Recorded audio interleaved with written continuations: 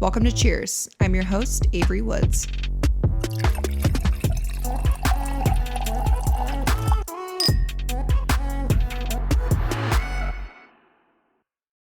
Hi, guys. Welcome back to the Cheers podcast. I'm your host, Avery Woods, and we have a fun little solo episode today. I asked on my Instagram stories some saucy questions from you guys, confessions, all the things. So we're going to get into it. You guys love when we do this.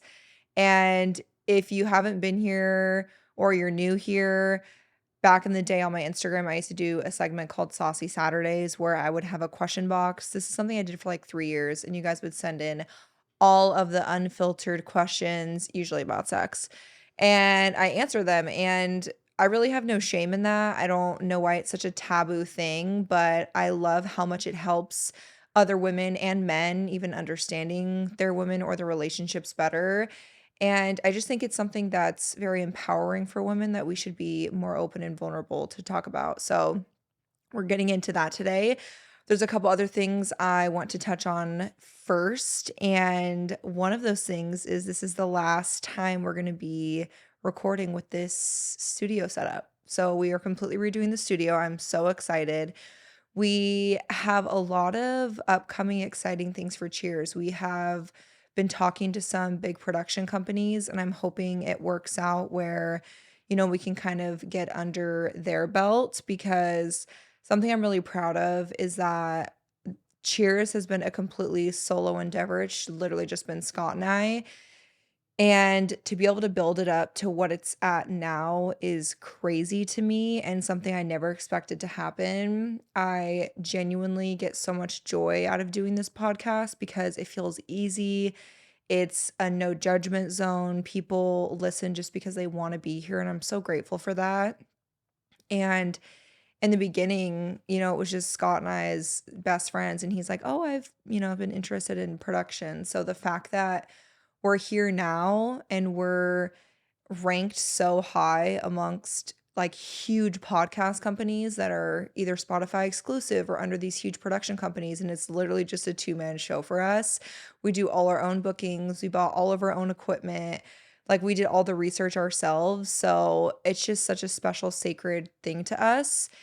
And we've had some offers from other production companies, but they unfortunately do require you to sign over pretty much all the rights to the podcast. And that's something Scott and I just are not willing to do because we've worked so hard for it. And we're not just going to give that up because it is so important for me. So, yeah, we are hoping those meetings go well, fingers crossed. And if not, and it doesn't work out, then that's fine. Scott and I are doing just great on our own, honestly. So, slay for us, Scotty.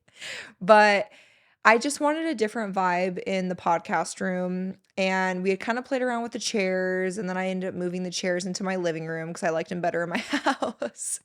And if you don't know, our podcast studio is actually attached to my house. We have like a little casita situation, so we changed our guest house kind of area into the podcast studio because it's just easier. I don't want to have to rent something out, and I love being close to home because obviously we have a family and kids. So we Scott actually sent me this TikTok, and it was this girl, I forget her name, but I'll find it and tag her on my Instagram or something, but she bought these wood panels from Amazon, and she put them on her wall behind her bed with a neon sign, and I was just obsessed with how it looked. And Scott sent it to me. He's like, "This would be so sick for the podcast studio." Because I really want it to be like homey, modern, contemporary, just kind of go with anything I'm wearing, my guests are wearing, and just look great on the eye and kind of like simplify things.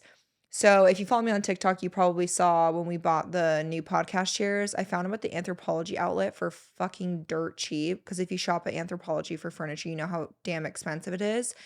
And we're lucky we have an outlet right by our house. So I found these like gorgeous light pink velvet chairs. And I think it's perfect to match the studio vibes because obviously the Cheers logo is pink. And then we're going to do that little like wood wall behind us with the neon sign. And I got a cute little side table with like some decorations. I want to decorate for fall in here and just kind of, for Christmas, get some Christmas trees and just go with the holiday vibes because I think it's so warm and cozy and I love it. And I was telling Scott, like, why not? It's my fucking podcast. Like, I can decorate however I want. I don't know why I feel so much pressure from like outside sources or to kind of conform to what everyone else is doing in order to be liked or for these companies to believe in us. But all that matters is that we believe in us. And I'm just so grateful for where we are now. And we have some really exciting guests next week that we're getting on and in the future. So we're excited. We have a lot coming up that we're really, really grateful for because October is 1 year that we've done Cheers, which is fucking crazy to me. That's next month. What we've accomplished in a year, I'm so proud of.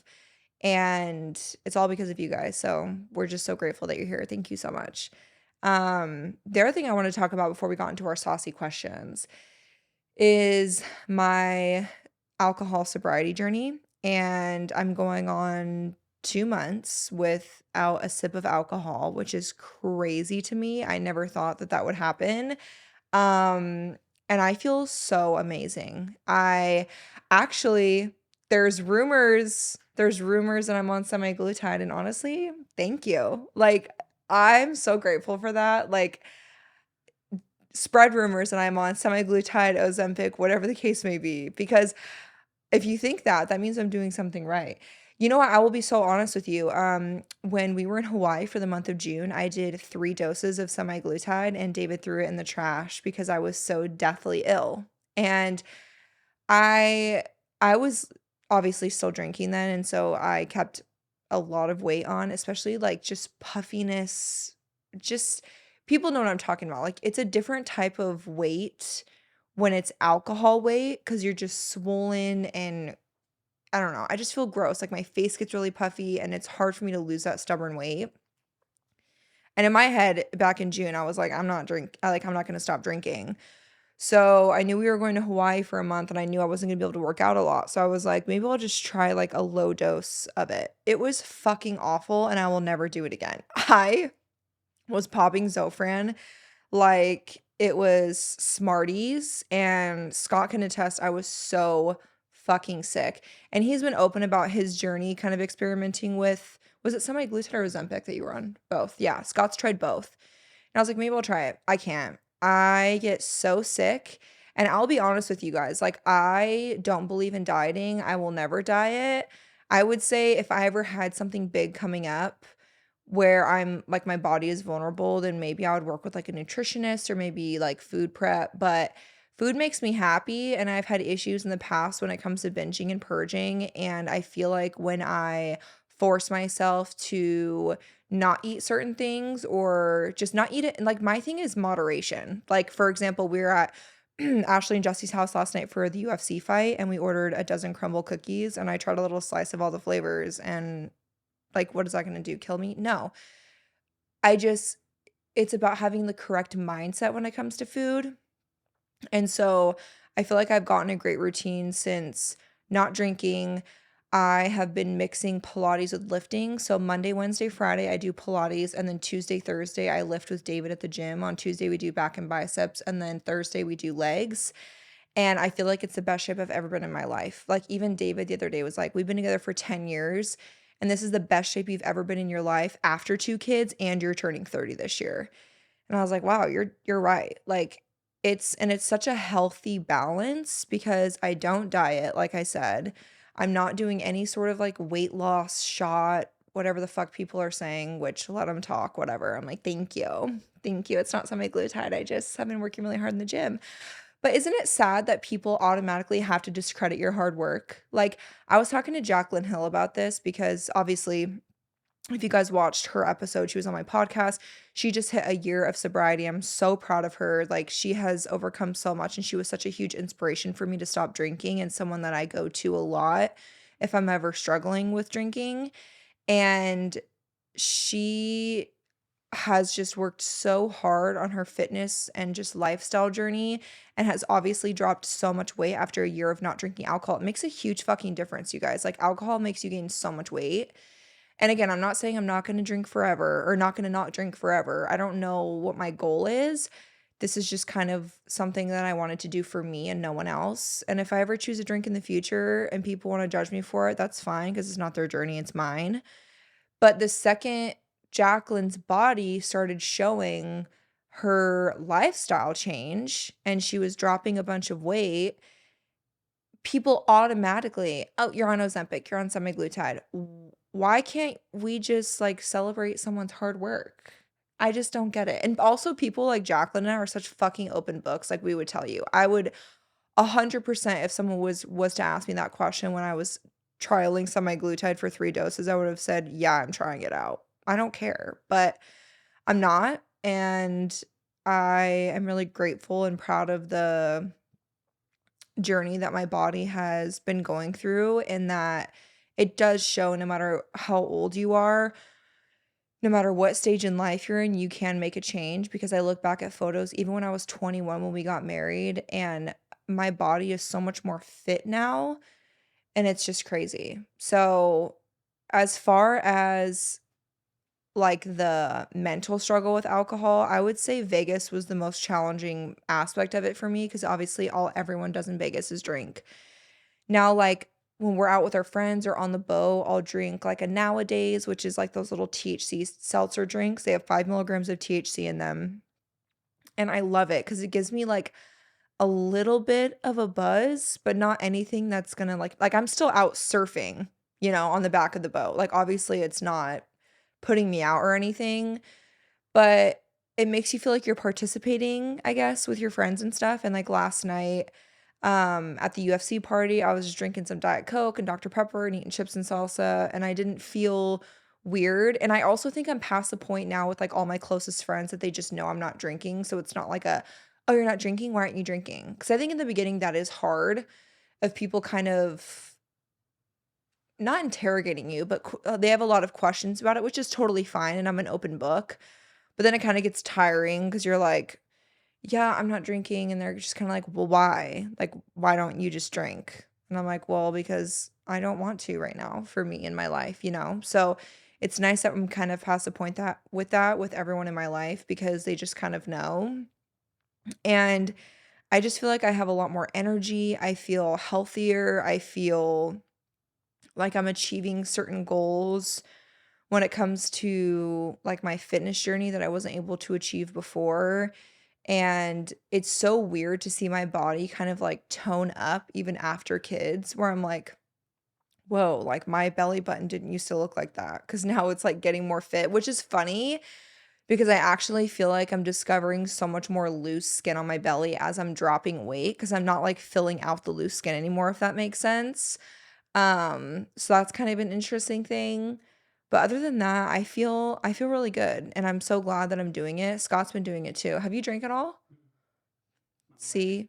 See? A supportive king. It's actually funny too, because even David was like, "I've noticed how much less I drink now that my wife doesn't drink." Like, even when we're out to dinner and stuff, he's like, "It feels so weird just ordering myself a cocktail when you're, like, drinking a Diet Coke." But and I don't need him to stop drinking. I was like, "You enjoy your alcohol, like, do whatever," because he's not an excessive drinker by any means. So, yeah, it's been fun, and also, like, going out to dinner and stuff on date nights, I'll get, like, a fun mocktail or whatever, so I feel like I'm, part of I'm enjoying the experience. But, yeah, I just kinda wanna give an update because I know a lot of people have asked and asked if I've gone back to drinking or anything, but I have not. So, yeah, we'll see. We'll see how it goes. I do turn 30 in April, and I'm not gonna lie, I don't know if I'm not gonna drink on my 30th birthday, it's kind of a big deal, but I'm in between 2 completely different 30th birthday party ideas. One being, like, Mexico or somewhere tropical where we can kind of escape and have, like, a private place to be, where no one bothers us, and I can just lay out on the beach and do nothing for a week. Also, a VIP private tour at Disneyland sounds kind of iconic. I was talking to one of my friends about that, and she was like, "Oh, that's, like, all I do now is the VIP tour," which I'm a Disney nerd, okay? Like, we're going back to Disneyland for Ziggy's birthday for the 2nd year in a row per his request. He's like, "I don't want a birthday party, I wanna go back to Disneyland." I'm like, "Okay, great." So we're going, and I looked up the VIP tours and I said, "Oh, oh, we're expensive. We're expensive." And it doesn't even include the price of the tickets or like your hotel or whatever. So for Ziggy's birthday, we are not doing that because he's turning 6 and he can learn to stand in line. Love you. But like I grew up 2 hours away from Disney, so we always had season passes. So I'm a Disney nerd. I love Disney. And I was like, how sick would it be on my 30th birthday party to do an adult only trip to Disneyland and do a VIP tour where they like escort you to the front of the line and shit? That would be iconic. Like, so, and I wouldn't want to drink for that because I mean, California Adventure like kind of sells certain drinks, but nothing like that's going to give you a buzz or anything.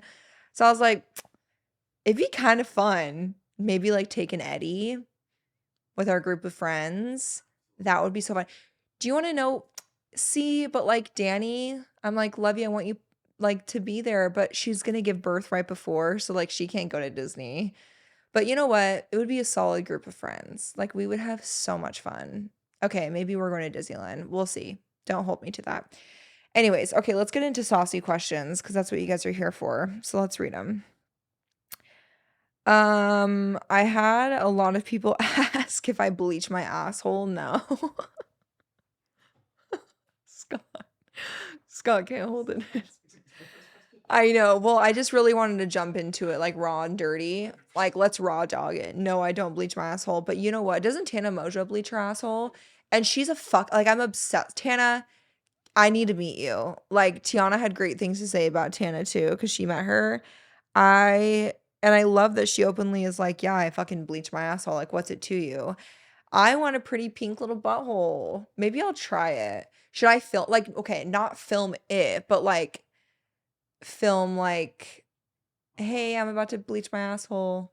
TikTok would probably take it down though. Well, we'll see. Also, I want to know like, does it burn? Cause like, have you ever bleached your asshole?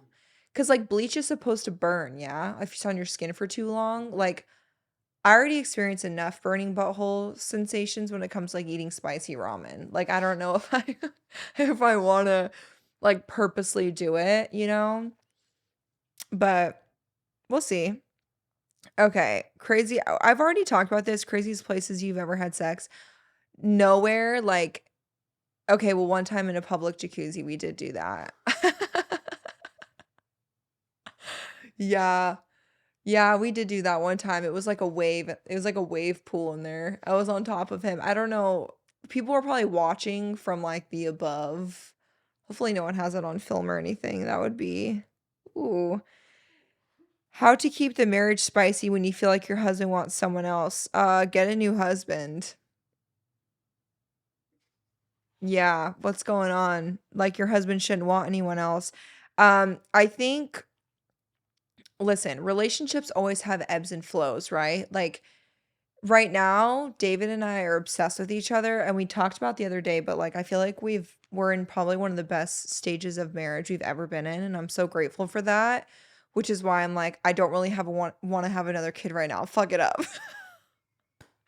As much as I would love another baby, my marriage is doing great. I don't want to yeah.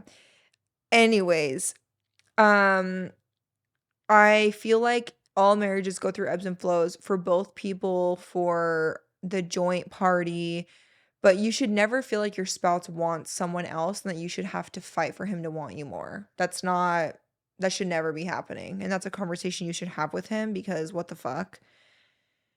All right. When did you first go to a bar? I'll be totally honest with you. I never really got into the bar scene. Like even really I got married at 21, you guys. Like I turned 21 in April of 2016. I got married in June of 2016. And I was in nursing school during that time. And if you've ever been in nursing school, like you really don't have a lot of time to party. I also had 2 stepdaughters that were very, very young at the time. Well, obviously I still do, but, like, at that time, they were very young, and David worked full time. I was working while I was in nursing school. It was a lot, so I didn't really go to the bars. I went maybe, like, 3 times total to Scottsdale after I turned 21, and I was taking, like, white gummy shots and stuff, but I remember being able to afford like one shot because it was like $15 and we were so fucking poor. It's ridiculous. Like so poor. So I definitely didn't go to a bar till I was at least 21. Like, I never had a fake ID. I never tried to sneak in because I was such a good girl, like, so terrified to be in trouble. Also, the nursing school I went to was private, and if you ever got in trouble for, like, things outside of school, they would kick you out. They were, like, psycho. They would inspect our nails, our hair, our dress code, like, they were a little bit crazy. So I was so scared to ruin my, like, nursing school journey that I didn't do anything crazy. So the most, like, I ever experimented with that was, like, when Dave and I went out to eat and I would order a drink. And I also was the type of bitch that would, like, plug my nose when drinking alcohol because I hated it so much. That changed real quick after I gave birth. I said, "Wine? Let's drink it like water." Uh-huh. Probably why I stopped drinking. All right. How do you get freaky without thinking it's weird? Well, here's the thing. I think it takes time to get comfortable with that person. Scott is an anomaly. He will meet someone and just have no fucks given. He will literally meet people and just show them every crevice of every part of his body, lick every crevice of someone else's body. Feel free to cut this, by the way, if I'm speaking too much about this. But like, I feel so shy when it comes to that. I feel like this year alone has been the first year that I have like fully not given a fuck in the bedroom. And here's the thing, I think we've always had a great sex life and I've always been down to experiment and do certain things, but I feel like it was like turn the lights off or I'm too shy. I want to go under the covers or I don't know, just being like weird and giddy about it like, "Oh my god, stop. Please." And I'm like, "Actually keep going. Love it." Uh, but I do feel like as you get older as a woman, you really do come more into yourself. And I have felt the biggest change this year in my life approaching 30. And my best friend Ashley turned 30 this last February. And even she was like, dude, 30s are so different. And everyone talks about it, especially women. But she's like, just wait. Like 30s, you truly come into yourself. You're like a quarter done with, or not a quarter. Well, no, a third done with your life pretty much. Ew, that's weird to think about. I hate that. Yuck.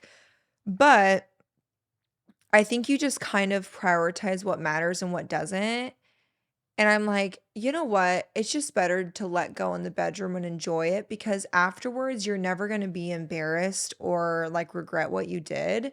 Because how do you know that you like someone or sorry, how do you know that you like something or you don't like something in the bedroom if you don't try it?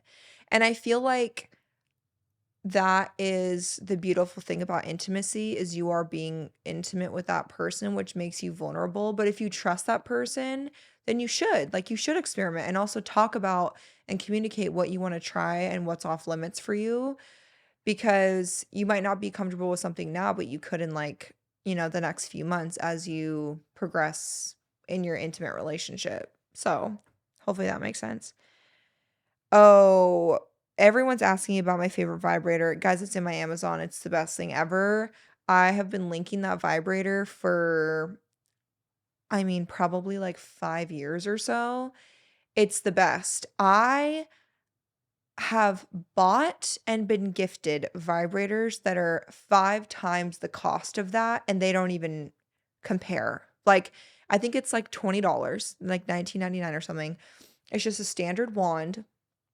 And what I love about it is it's great on your own, but it's also great with your partner. So I love it. And I think a vibrator makes any like intimate experience with another human even better. Like, especially if you're a woman that struggles with an orgasm, why aren't you using a vibrator in bed? Like, oh, and if you're with someone that's like, that's cheating, or oh my God, that means I'm not satisfying you. Like, I can't even make you you're insecure. You're with an insecure man. Yes, and send him this. Tell him you're insecure because guess what? what's the percentage? We looked it up before, but it's like less than 30% of women can have an orgasm just from vaginal penetration. So, men, if you're listening to this and your woman's not using a vibrator, they're probably faking it. So, you know what else just fucking irks me is when those insecure petty ass little men not only don't want the woman using a vibrator in bed because they can't get the job done, but then they refuse to go down on a woman. Ew, you're the ick. You're literally the ick. Like, you want all the pleasure and your woman can't even get off. Like, maybe learn how to work your mouth or something. Like, ew. You want to put your penis in her mouth, but you won't go down. No, stop. Yuck. You're the ick. So yeah, get a vibrator. And if your partner has an issue with you getting a vibrator, it's a partner problem, not a you problem. Everyone's requesting for Em to be back on the pod. We literally already talked about that. We need to have her back. Scott and I were thinking of having you guys like send in confessions or funny stories or like friend advice. I feel like it would be so cute to have her on for that. How can I be more comfortable giving my partner head? Any tips? I know it's TMI. Girl, there's no TMI around here. It's okay. My biggest trick is if you use a hand, you don't have to go as deep. So if you struggle with gag reflexes, put a hand or two, just stack them right on top of each other, and then you don't have to go as deep in your throat. Is that funny, Scott? I mean, you should be the one giving tips over here. Blessed to be able to use two hands and do that. Okay, I have a 6'5" husband. Okay, I lucked out. Yeah. Also, if you struggle with swallowing, I don't know why I'm whispering. Swallowing, like you're gonna hear what I'm saying. What an idiot.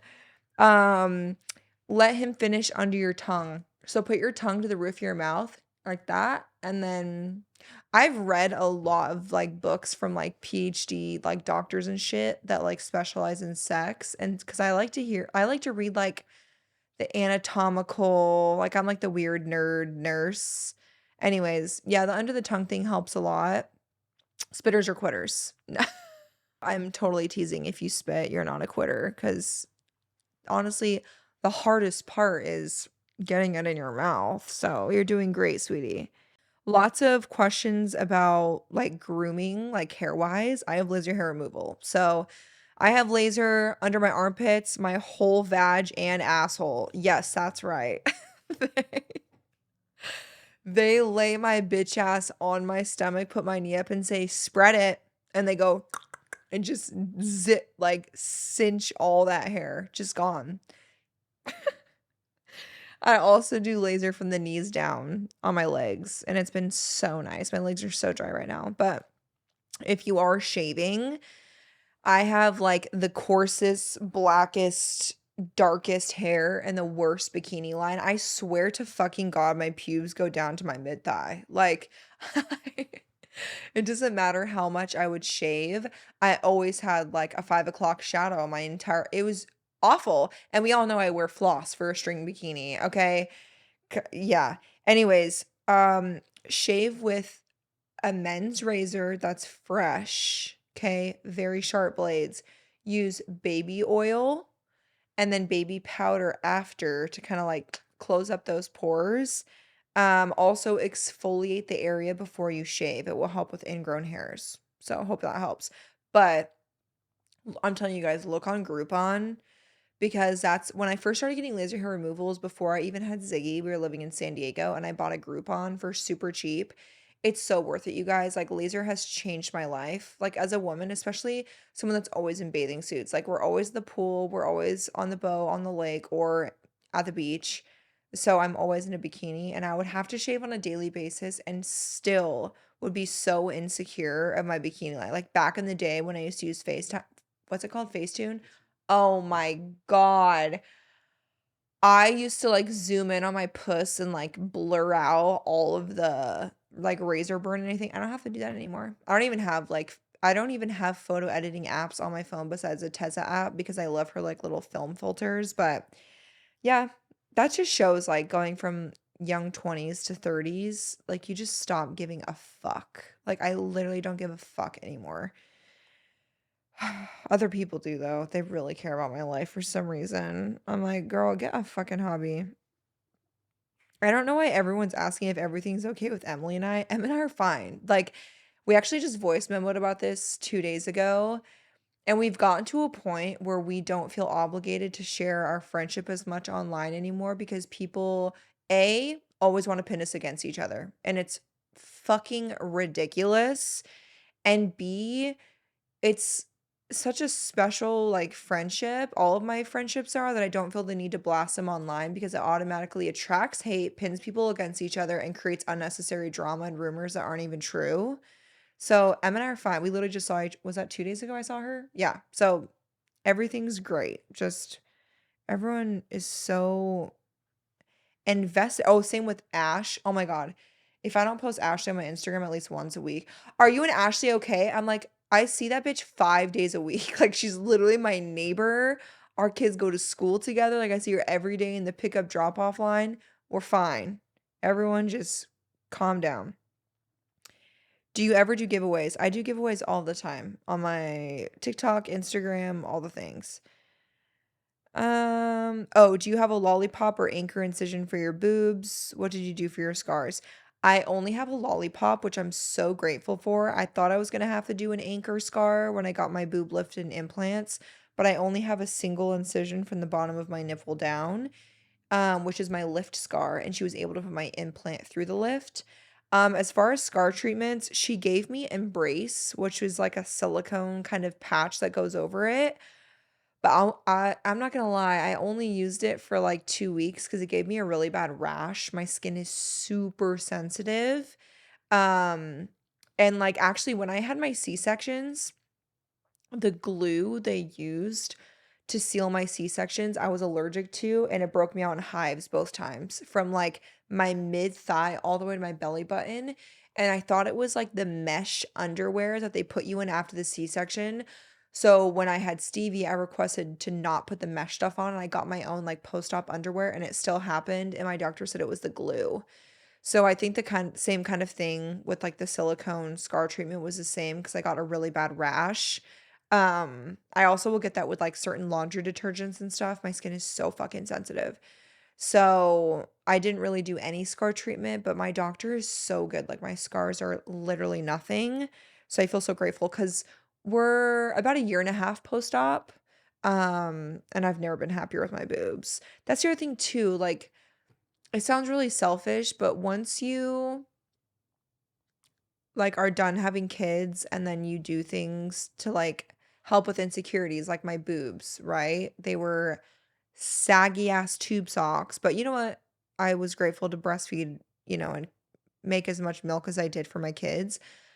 But I really just wanted them lifted, and then now I'm like, do I want another baby? But I'm like, oh, I just got my boobs done and I love them. So, I don't know. All right. Oh my God, recap your first time together, like David and I's first time. This is a great story. Have you heard I this? need popcorn. Oh my God, Scott goes, I need popcorn. I'm dead. Okay, so I'm gonna tell you the full honest story, and David's gonna kill me for this, but it's so funny. So we had been texting, obviously, and we had met up a couple times, but like even on our first date, I wouldn't even let him kiss me. Like he put his hand on my thigh at the movies, but like I don't even think I held it. Like we hugged by and he's like, "You like, can I kiss you?" And I said, "No. No, sorry." So wouldn't even let him kiss me. And then okay. So he invited me over to his place and I knew we were gonna have sex. And I was like, you know how girls like, you're going to a hookup and you like do the full everything shower. I like shave, exfoliate. I spent like 45 minutes in the shower. I'm like fucking, I mean, I was butter. I was liquid butter. Like oh yeah. I put perfume on, do a full face of makeup. Like, oh my God, I really just did the most. Blew out my hair. I think I was wearing like Lululemon leggings and I don't know, a t-shirt. We were just gonna chill, watch a movie, right? So I go over there and he's kind of acting weird. Like he's sitting on the couch and he's like, "Oh, I just got done drinking a protein shake." And I was like, "Ew." Like he was such a gym rat back then. and he would chug these 800-calorie whole milk protein shakes in order to keep his weight on. Because one thing about David, his metabolism's so fast. If he wants to gain muscle or, like, keep weight on, he has to eat, like that's why he goes to McDonald's 4 days a week after his workouts and gets 2 fucking McDoubles. It's disgusting. But we're sitting on the couch, and he's, like, sitting so far away from me, but almost, like, purposely, and we're watching How I Met Your Mother, I think. He was obsessed with that show. And I was like, "Okay, this is kind of weird." And he's like I'm like, "Is he gonna, like, make a move?" Like, I'm not making a move. Like, what the fuck? And mind you, we had we kissed yet? I think we had gone on 2 dates. First date, I didn't let him kiss me, but second date, we made out in his car in a Starbucks parking lot. And it was a steamy makeout session, I'm not even gonna lie, but it didn't go further than that. So I knew going to his apartment, I was like, "Yeah, we're getting down and dirty." This man isn't even giving me the time. Like, he's, like, so far away from me on the couch, not touching me, not scooting closer. I'm like, "Does he hate me? Do I look ugly? Do I smell? Like, what's going on?" And he's like, "Oh, I chugged that protein shake, made me kinda nauseous." And I'm, like, thinking in my head, "No, you have to shit." Like, I knew immediately he needed to shit. But I'm like, "I'm not judging." I'm like, "Oh, sorry," like, whatever. And he's like, "I'm gonna go puke." And I was like, "Okay." So he, like, goes to his bathroom, and I know he's just murdering that fucking toilet, like, 100%. I couldn't hear anything, but I'm sitting there like, "Okay." So he's in there for, like, probably 10 minutes, and he comes out, and he's like, "Oh, sorry, that protein shake, like, just really made me so nauseous." He keeps, like, saying nauseous. I'm like, "Why don't you just admit that you have, like, massive diarrhea right now?" And so he sits back on the couch, and I'm like, "Oh, I'm sorry, like, do you want me to go?" And I'm thinking he's like, "No." He's like, "Yeah." He literally was like, "Yeah, I want you to leave." And I fucking left. I literally, like, walked out to my car, and I was like, "This isn't even, like, a good walk of shame. This is like we didn't even touch, and I'm fucking kicked out of his apartment." So I left. And I literally was like, "I'm never talking to this fucking bitch again."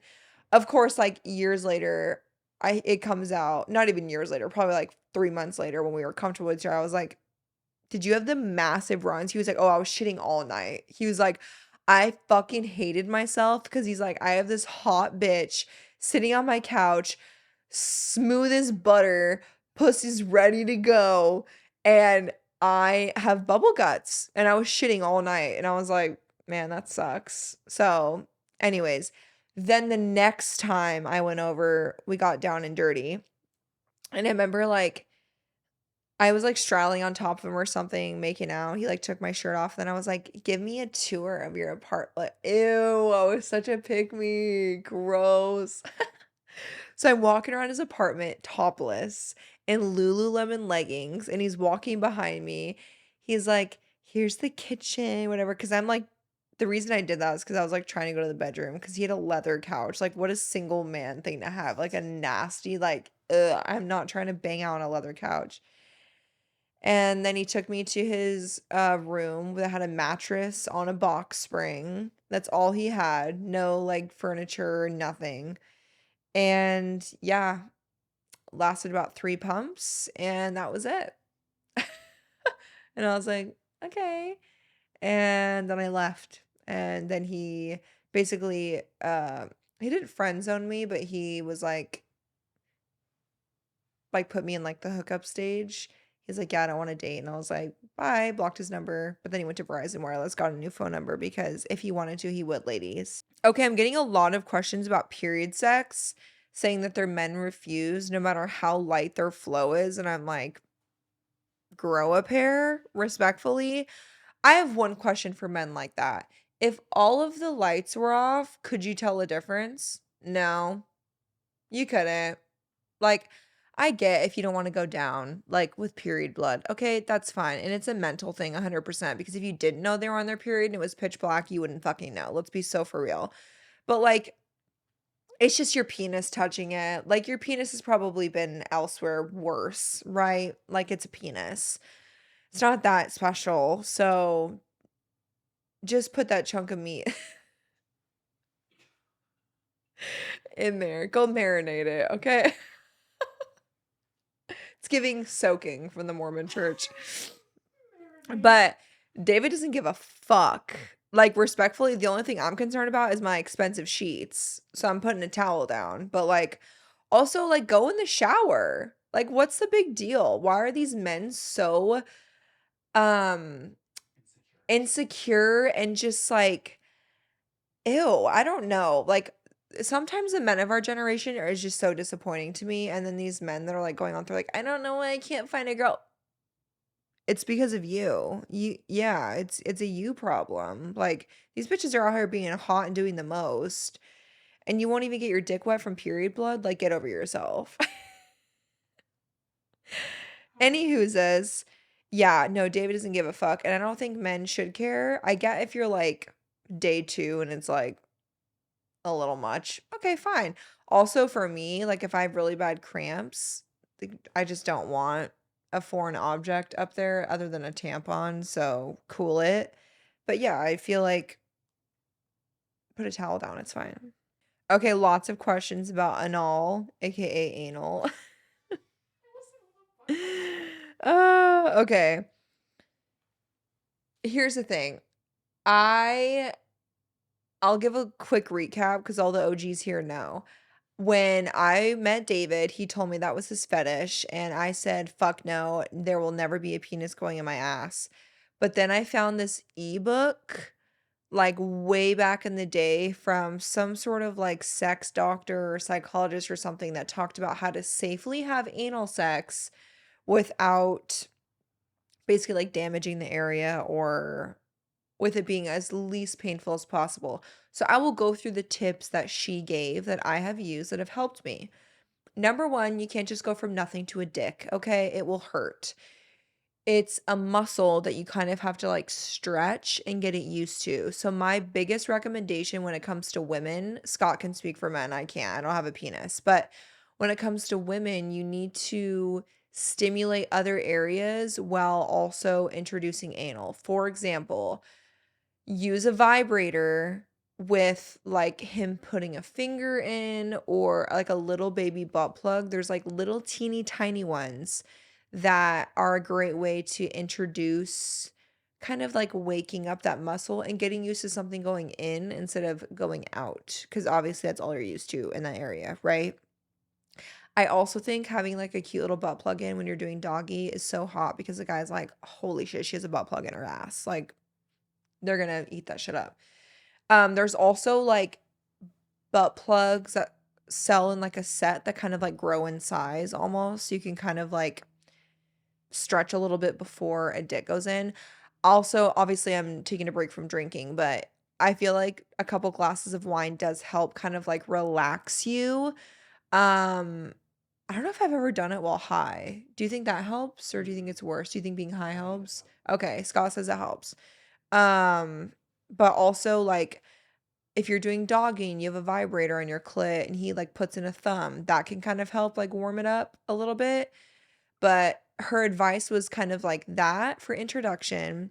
If you think you have enough lube, double it. I'm not kidding, because you don't produce any sort of lubrication down there. So you do need a lot of lube to help avoid, like, tearing and it's just being too dry because it's just not comfortable.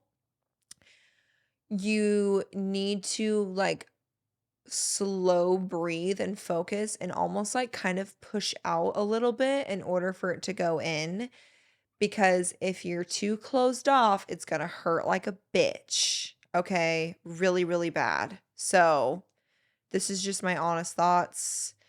Anything else, Scott?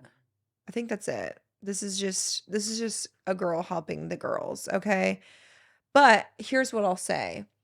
I was so against it. And then the first time we ever did it, oh, by the way, I'm the type of girl that's really hard for me to have an orgasm unless I got a vibrator or something going on. Like, just a dick, it's hard to do it for me. Anal, almost immediately had an orgasm. I literally remember the first time Dave and I ever did. Also, it's really important to do it with someone that you're comfortable with and that you trust. Because if someone's just gonna shove their dick in your ass, it's gonna hurt so fucking bad, and that's so mean of a guy to do. So if you're a man listening, don't do that. It's fucking rude. But if you're with someone that you're comfortable with and you're able to make that relationship and be vulnerable with them, like I was with David, you're fine. Also, it's about talking it through. Like you have to tell him like, "Oh, that hurts," or like move positions or whatever. Um, Also, missionary is kind of nice when it comes to anal because it can't go all the way in because you kind of have like that gap to bridge. So that's nice. But I remember the first time Dave and I ever did, and I had an orgasm, I literally started laughing. I was like hysterically laughing after because I couldn't believe it just happened. I was like, what the fuck just happened? Just wild. So, anywho's, that is my take on and all.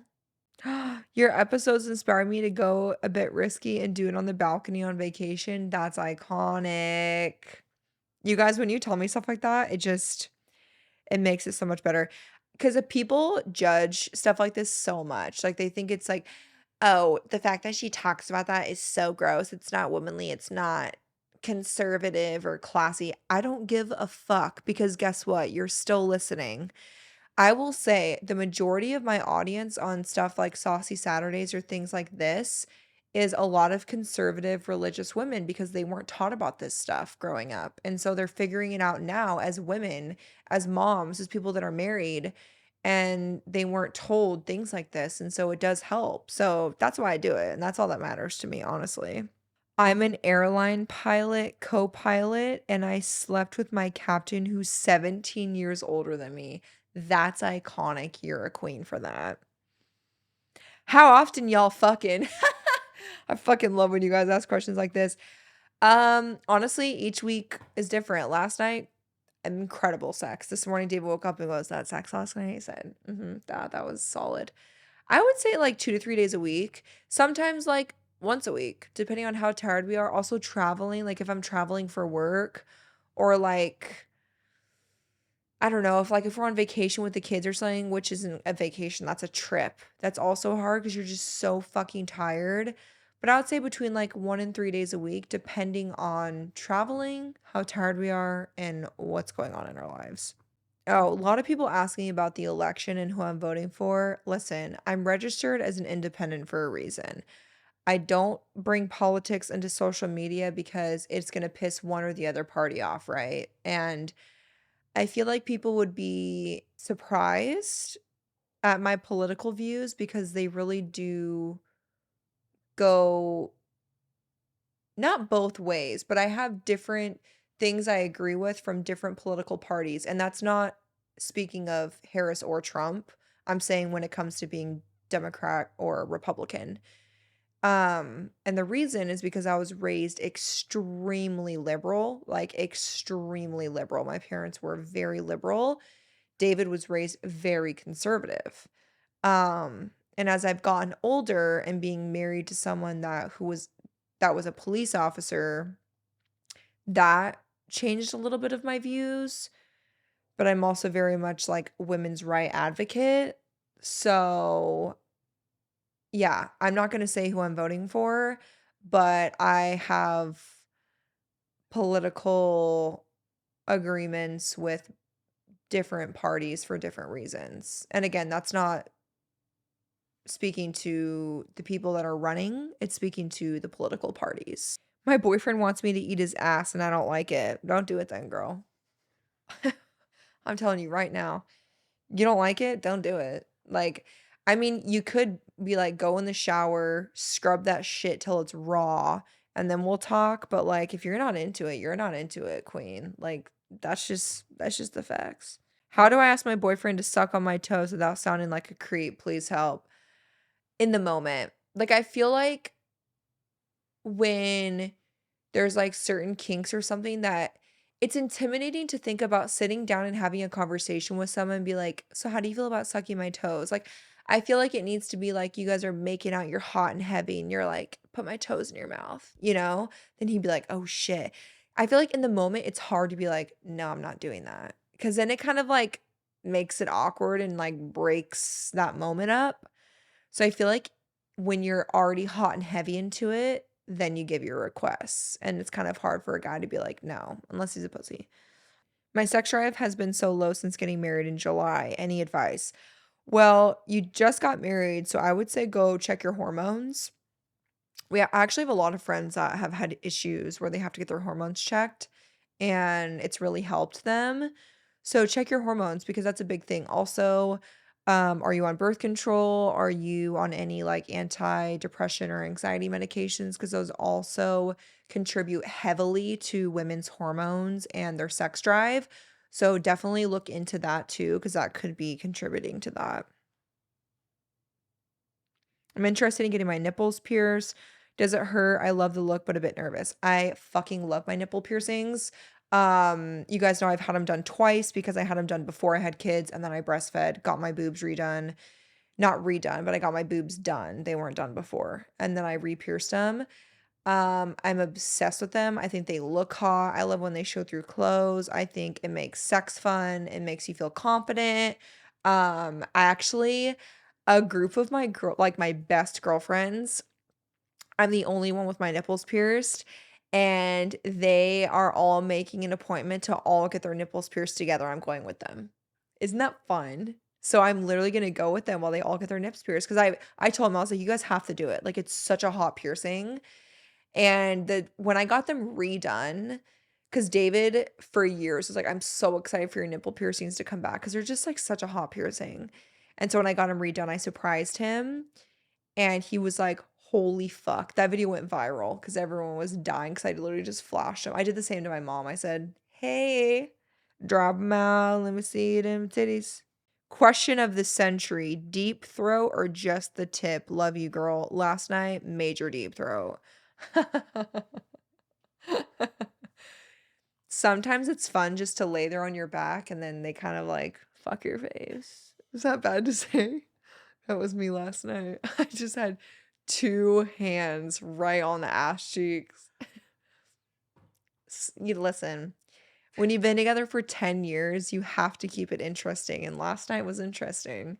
And that's why when he woke up, he was like, that sex last night. He had like that post sex glow. I said, sir, you're doing it for me. You really are. All right, two more questions. Let's see. Are you bisexual? No. Are you Mormon? Did the thing I just say about my husband fucking my face tell you I'm Mormon? Because I'm not.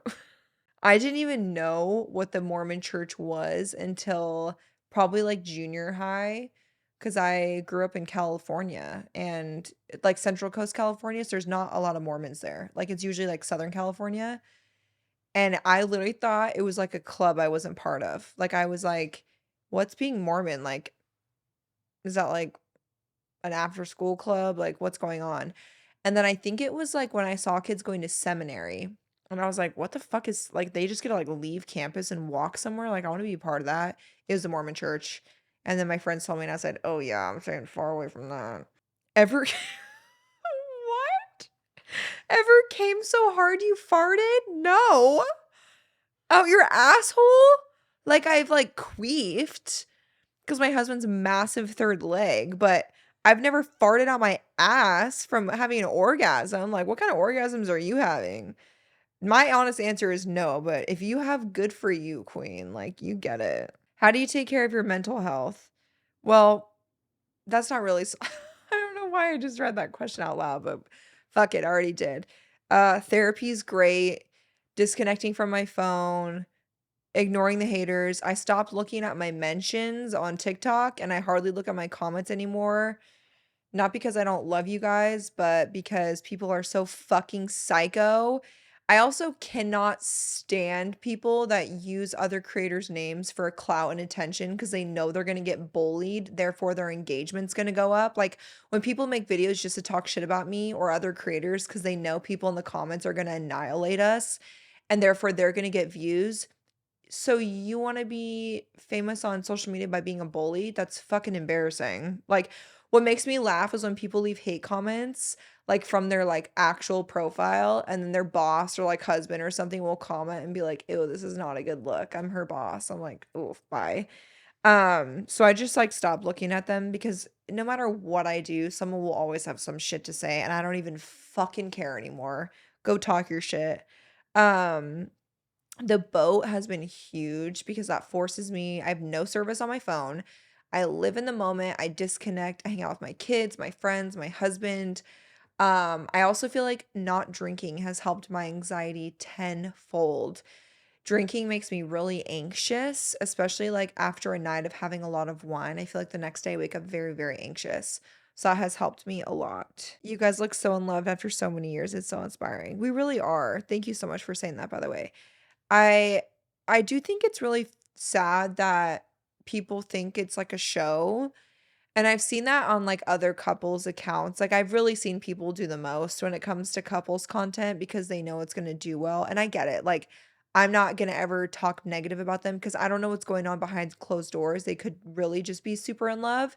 Um, but I know what it feels like when people have an opinion about myself, my relationship, my family, and they're just so wrong that it shows me that I will never do that to other people because we share on social media what we choose to share. Like, you only see what I want you to see. And I say that in the most respectful way, but there's just so much you don't see. And people think that we share everything. You can't keep anything private. You see maybe 2 minutes of my day, maybe 2 minutes of my day. And on Instagram, you see like photos from my week in my photo dumps or whatever. But there is so much behind the scenes and so much that I don't share. And it does make me laugh when people are like, "Oh, you just showed this for clout." I'm like, "Do you know how much shit I could share about my life that would get so much clout and attention, but I just choose not to do it because I A, want to keep it private, B, think it's inappropriate, and C, don't care to exploit my life enough in order to get more views." I just don't. Like, I'm so content of what I share, and I have such a great relationship with my followers that I just share what makes me happy and what I wanna share, and my relationship and my marriage is one of those things, and I think the reason I like to share it is because we have gone through so much trial, and in our 10 years together, we have experienced more than people do in an entire lifetime. Like, even, like, the custody battle with the girls, like, that's not something a normal marriage has to go through, you know? And I was pregnant with Ziggy when that happened, like, it was awful. Just so much financial turmoil and struggle and nursing school and living long distance in 2 different states, like taking care of his grandpa in hospice. Just so much that we've experienced, and I'm so proud of where we are right now, and I think I enjoy sharing it because I show people that it is possible to fight and get through it together, and that even though you've been together for a decade, it doesn't mean you can't fall more in love. Because I feel even more in love with him now than I ever have before. That doesn't mean we don't have arguments and fights. Because we like, people always ask, like, "Do you guys ever fight?" Of course we have arguments. Like, David's grandparents were married for 73 years. They got married in a courthouse after meeting 3 days prior. They were together for literally 73 years. They're so in love. They died within a year apart because his grandpa was just so brokenhearted and kept her ashes right next to his bedside, would talk to her, like, with his hand on her ashes, and her recliner was right next to him. Like, he was pretty much deaf and blind at the end, but he even though he couldn't see her, like, he just felt her presence. And his grandma always said, "My friends who say they don't fight with their husbands, I feel bad for them because how do you progress in a relationship if you're not having those arguments?" Like, not arguing or fighting, of course, not excessively, but, like, having those difficult moments is how you progress forward depending on how you handle them. Do we ever, like, have blow up scream fights? No, we don't we're not like that. Like, we'll have stern arguments if it comes up, but it's mostly just, like, bickering here and there, but it's how you learn from them and progress and move forward and understand your partner of, "Oh, he didn't like when I did this or said this, and she didn't like when I did this or said this." Like, that's so important because now I know. I know the things that bother him. I know his boundaries and he knows mine. And that's how you have a solid marriage and relationship, is because you have worked through those things and you don't just give up. You can't just give up because he's doing something that gives you the ick, or that he said something that hurt your feelings. You have to tell that person so that they can learn. And how you know if they're your person is, are they going to learn from it, change, move on, and do better in the future? Because if it's a repeated pattern, then you have a problem. I also think no matter if your relationship is incredible or really shitty, I think therapy is incredible for couples because it gives you a safe space to communicate, and it helps you problem solve in whatever you're going through. So, anywho's, that's my 2 cents about our relationship. Okay, I think that's it. We are off to run some errands today because we're redoing the podcast studio. So next time you see us here, it's going to be different. But I actually think the next episode we're traveling for, because we do have a really exciting guest coming on this next week. But I love you guys so much. Thank you for tuning in, and say goodbye to the green floral wallpaper because it's about to be elevated up in this bitch. Love you guys. Cheers.